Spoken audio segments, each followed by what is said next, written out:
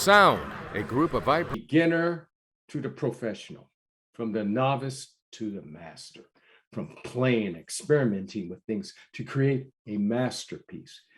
These are all the elements of art, and on this show, our art is sound. Hi, I'm LV Smith, host of the show Sounds Within. Now, people are starting to expect every single time this program comes on, I said program, I'm old school, we only do guests who do music. Now, our guest does do music, but I'm going to change gears. I'm driving that old school bus and grinding gears to do a thing about the sound of knowledge, words, the voice. So I can't think of anybody better who does have a voice that is extraordinary and has his own show called Behind the Curtains, and he also hosts a podcast called Donny D's Words of Wisdom. Did I get that right, Donny? Yeah, well, you got Donny D's Words of Wisdom and Donny D's Soul Sundays and Donny D's Soul Gumbo. Man, this guy's all over the map. I could take a lesson from this man. Well, welcome Donny D of his foray of great programs who has to offer us. All right. Thank you very much for inviting me, LB. It's a privilege to be on the same frame with you, man. Man, he's spreading this awful thin, man, on me, man. I mean, that's too much on me. But this time, we're not going to just have a good chatting session and rapping stuff like that. We are here to share that this man happens to be an author. And we're going to cover his book, From Crack to Christ, Part 1. So this will not be his last edition, folks. I understand he has another book. Would you tell us about the other book, sir? Yeah, my first book is entitled Single Mother's Guide to Raising Black Boys. And I just basically, that's a book for mothers of all races, because mothers of all races have Black boys. Thank you. There is growing up as a young Black man. I mean, all youth have their problems, but young Black men have their problems and then some. So it's just a book with some hints of how to bring your son up, give him some pointers on, I was talking about this years ago. Now people are talking about getting stopped by the police and how to talk to the police, and, how to present yourself on job interviews. It's just stuff like that. Just hints and tips for the single mother. A survival guide. Basically, that's a good way to look at it. It's needed these days more than ever. Yeah. Maybe we'll bring that book into discussion. But now we're going to get back to From Crack to Christ, Part 1. What inspired you to write this book? Well, I'm just going to be straight out with you. I started writing both books at the same time, at the same day, at the same desk. Wowzer. Yes. And Single Mother's Guide just kind of took over. I guess God wanted that one out first. And I just went on with that. Then after I finished that and doing all my marketing and everything I could do with it, then I went back to Crack to Christ. But I went through a deep addiction. And I'm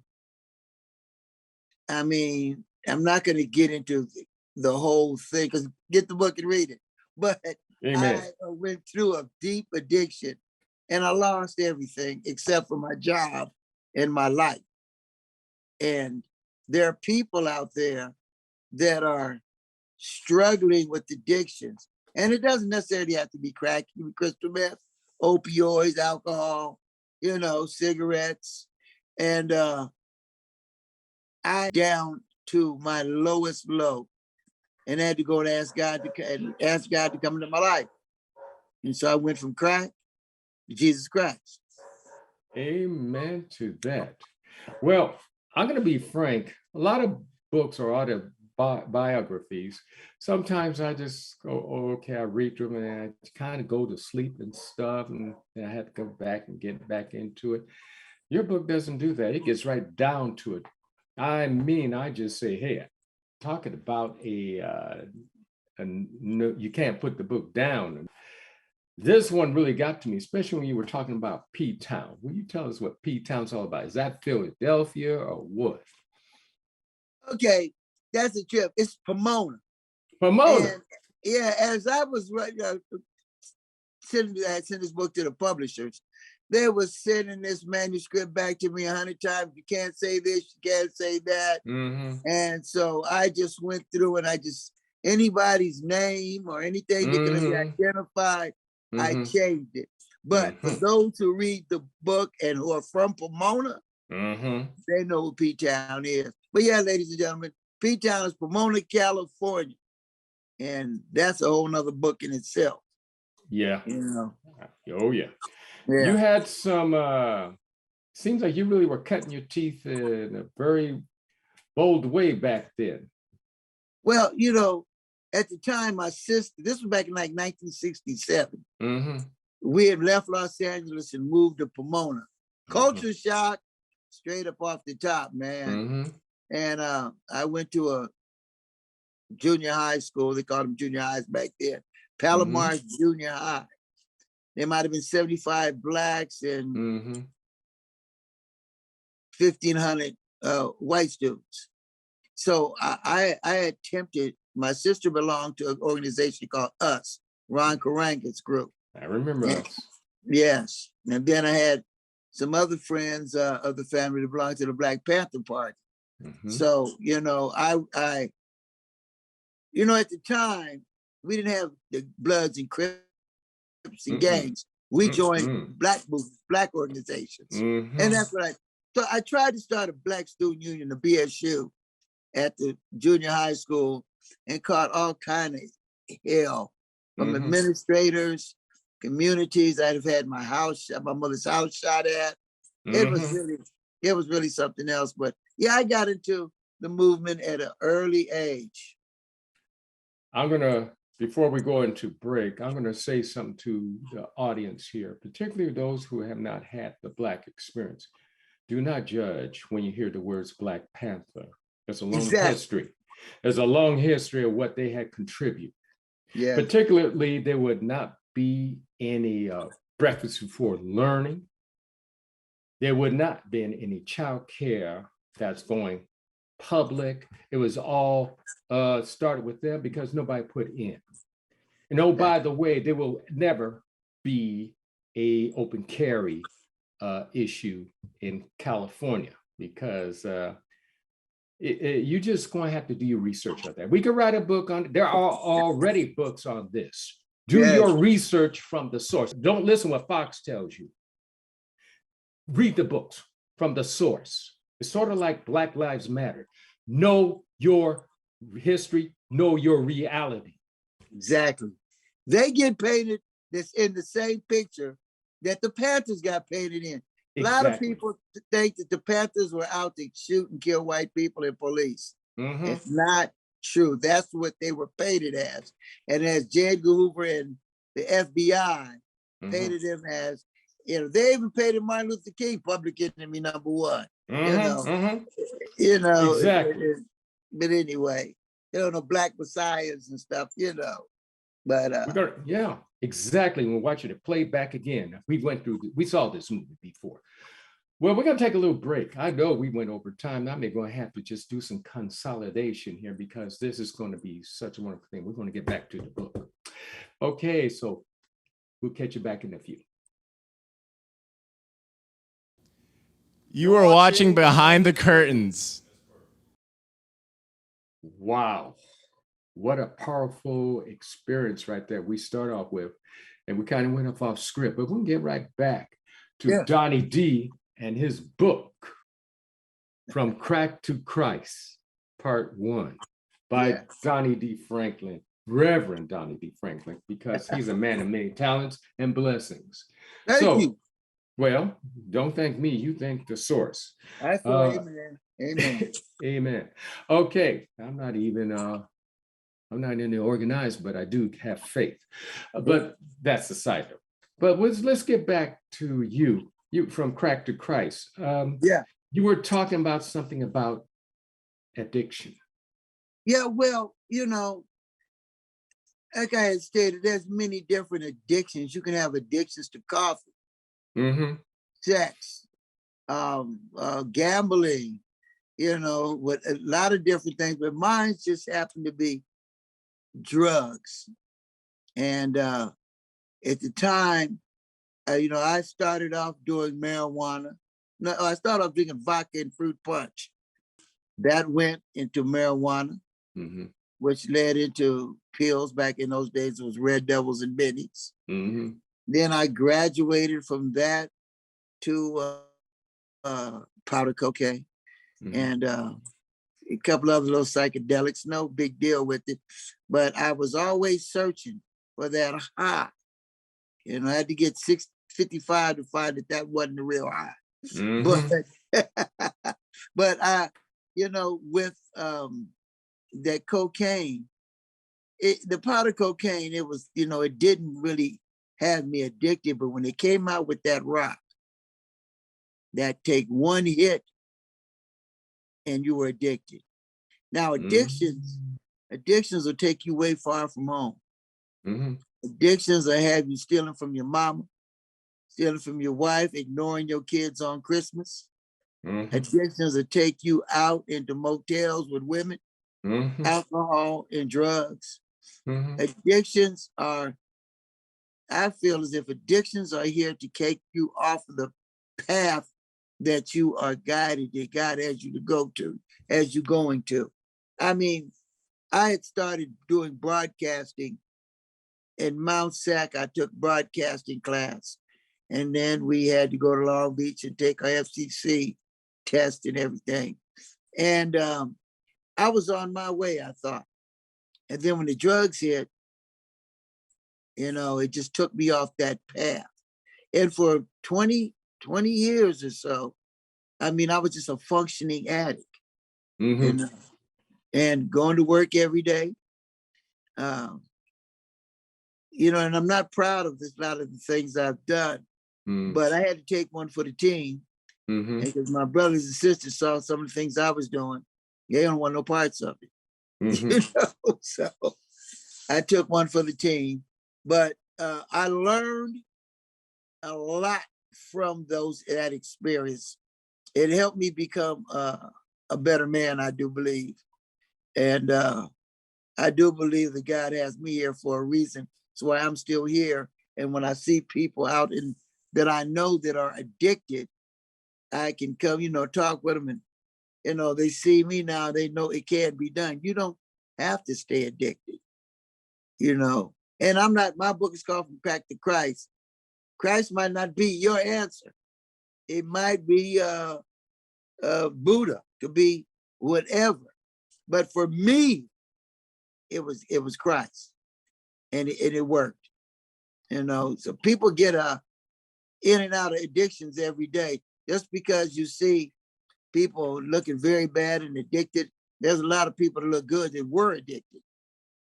You know, you and I both know people that, you know, that have survived it, you know. So it can be done. Amen. That's interesting that you brought up. I mean, it does not have to be so much the one way only for certain people. And that's what makes me, I really appreciate you coming on this show to say, hey, you are a man of the cloth. And I always took Christ where he said, give the love. Just give the love. I don't care. Just give the love. Everybody says, nope, you must go through this way, this and that. And it really turned me off away from many organized religions. Still, like I said, I have not lost the faith. I just not very good or choose not to be very good. But the main thing is. Well, let me, you know, when you speak of that, I look at religions, they're all man-made. They are written by man, and they put a twist on it. And it all goes back to the money thing too. If you're a Baptist, a Buddhist, a Methodist, a Jehovah's Witness, a Mormon, you know, you can name them all. And they just got, and then they've got their leaders and their people, and then it all comes down to that money, you know. In my opinion, it goes to that money. Oh So, my like you gosh. say, organized religion, they tell you they got to get the roof fixed, need air conditioner. We need to pay the rent. Yeah, I know you got to pay the rent, but you don't have to have that big house on the hill either. Just I've seen walking the walk. poor churches and the Yes. pastors living great. Thank you. You did something. You are the very first man of faith of the Christian church I ever heard it say straight off what it's all about being manly. I mean, like, I don't hear that. There are a few I do admire, such as Bishop William Barber III. Yes. Yeah, no, he walks the walk. Yes, he Listen, does. and you strike me very much as that type because you're a sincere man of the cloth. Faith, you're walking your walk. Listen, folks, this is getting hot here. We're just going to have to take a little breather, catch our breath. I'm going to get right back to Reverend Donny D. As he spreads words of wisdom. We can have some of his gumbo, and we'll be right back in a few. Hart, what's going on? I'm leaving. Why? What did I do? Not enough. The pressure's too much. I quit. I get it. I can do better. Just Please, don't leave. Don't let your heart quit on you. Get your uncontrolled high blood pressure to a healthy range before it's too late. Wow. This is one of my most intense shows ever. Ever since the passing of my mentor, Dr. Mae Pendleton Cohen, I've not yet had anybody yet until I met Reverend Donny D on his real side. I see him as a great entertainer, a promoter, broadcaster, educator, but to just have this conversation, learning so much about overcoming our trials, our mountains to climb. This man is spot on. Welcome back, Donny D. Thank you very much, man. Thank you. You were speaking about the different things that I do. And a lot of times people will see me on like down at Pasadena Media or see me on Behind the Curtains. And, I'm playing that role. It's that for TV, it's a role, but it's still from my soul too. But for what we do at Behind the Curtains, I don't get down to the nitty gritty like I can right here because it's entertainment. You know what I'm saying?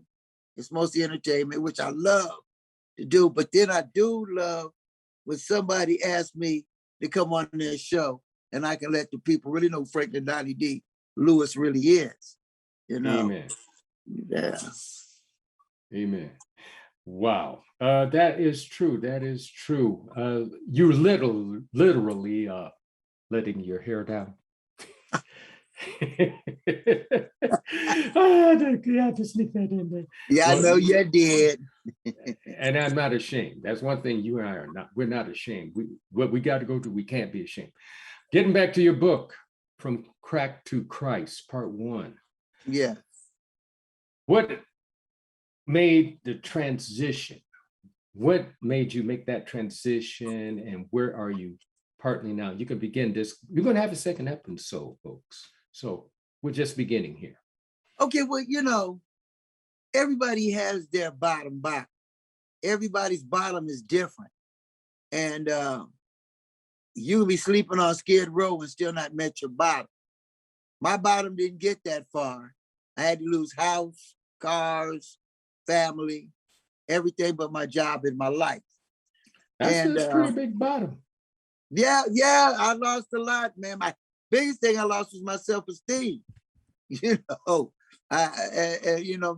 respect, and I tried to hide it from people, my addictions. But anyway, I had to get on my knees and ask God to come into my life. And little by little, they started chipping away.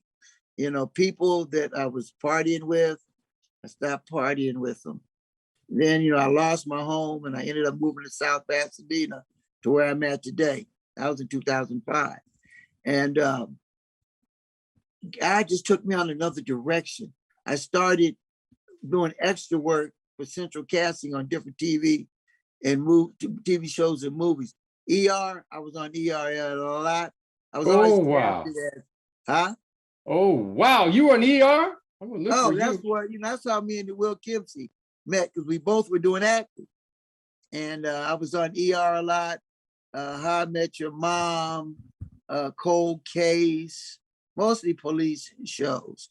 And I went from there, and I said to myself, well, I can't control this. You got directors and assistant directors, and they got script.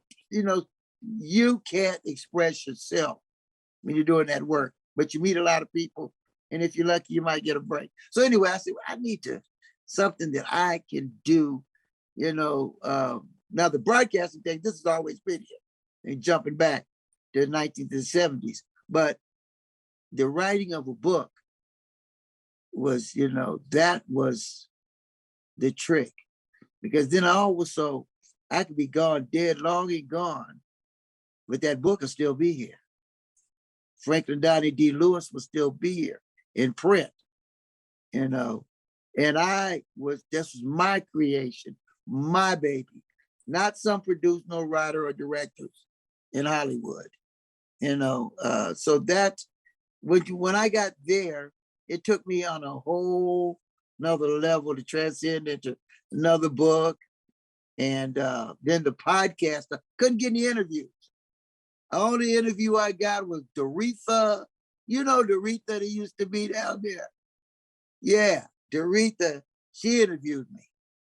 So I said, let me start a podcast and sponsor myself. There you go. And that's how it all got going. Then one day I'm at Pasadena High School, because I work the school district. Yes, sir. Eric does too. He pulled up in his truck and he says, hey, Donny D, I like that Soul Sunday show. I didn't even know he knew what it was. He said, when you want to bring it to TV? I said, right now, let's go. He said, give me a week. And then we had a date. Behind the Curtain was started. Wow, that is so inspiring. I have a confession. Some folks always say, LV, you ought to write a book where your life is something else. I mean, you're one of a kind. I go I just got to the point where I just said, why bother? Especially being burned out in the education system. The last thing I wanted to do at the last curriculum they had going, I just was burned out. I never want to pick up a pen and paper ever again. After reading your book, I said, that book just got right down to it. Folks, it's pretty much an easy read. You enjoy it. Great pictures even there. I mean, there's not too many good autobiography with great pics. Buy the book. From Crack to Christ. Well, we're now at that point in time where we're going to need some words of wisdom from the man himself. What are your words of wisdom, Reverend?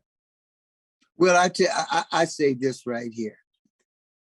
Be careful out there, because there's one way to come into this world, but there's a million ways to leave it. Think about it. Spoken from the man himself, our guest today, Reverend Donny D Franklin Lewis, host of the podcast, Words of Wisdom. And we also have, finish it up, Donny D's Soul Sundays and Donny D's Soul Gumbo, with the best of jazz, reggae, zydeco, and blues. That's the Gumbo Show. Man, he's doing all the stuff I said I would do, but he's a doer.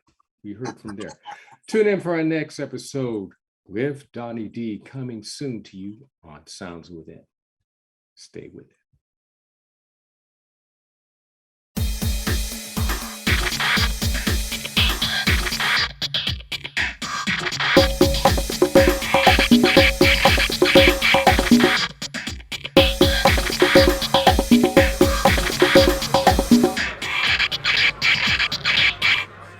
Sound, a group of vibrations, things that can be heard. Sound can influence the way we communicate in the world with others. Many artists have used sounds in music, speech, and sound effects when recorded, used to accompany a presentation. film, video production, or broadcast. Those who create with sound